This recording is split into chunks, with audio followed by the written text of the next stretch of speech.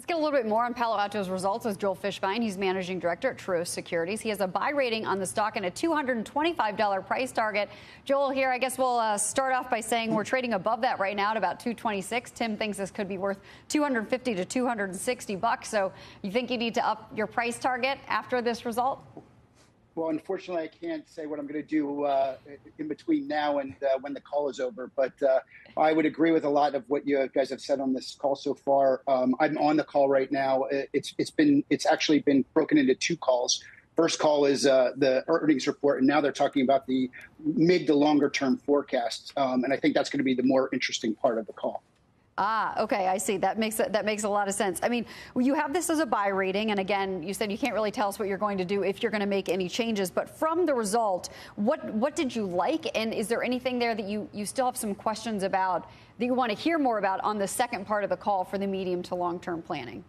So we were expecting, or the street was expecting fireworks. We got sprinklers so far, right? I think that's been the consensus.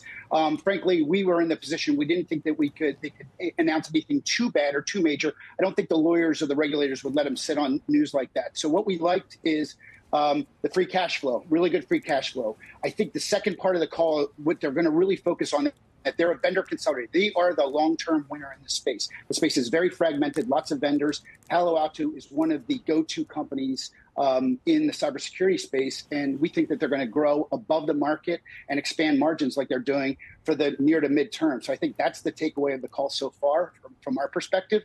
And I think that they're in probably the pole position, best position from a cybersecurity perspective out of almost every company out there. Joel, when you look at revenue by segment, obviously Palo Alto seems to be the top head and shoulders above the rest of the group.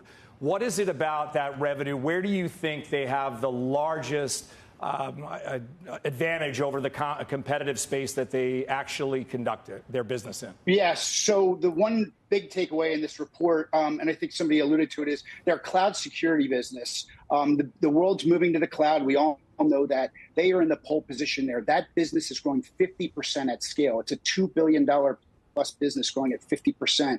That is what's really differentiating them. So they're taking their customers that are already on premise, that have a lot of legacy firewalls, et cetera, and moving them in their journey to the cloud.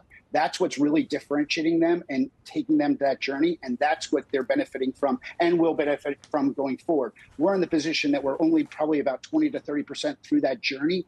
They're going to be there for their customers, taking them through that. And what they've showed today is not only can they do it and grow above market, they can do it very profitably and expand margins. Now, the biggest question we have, too, coming out of this call, and we'll be asking this of them, is will they need to do more acquisitions to bolster their portfolio to get them to the numbers that they need to hit, or can they do that with their current infrastructure that they have now? My guess is that we're going to see Palo Alto become acquisitive in this environment and buy more companies.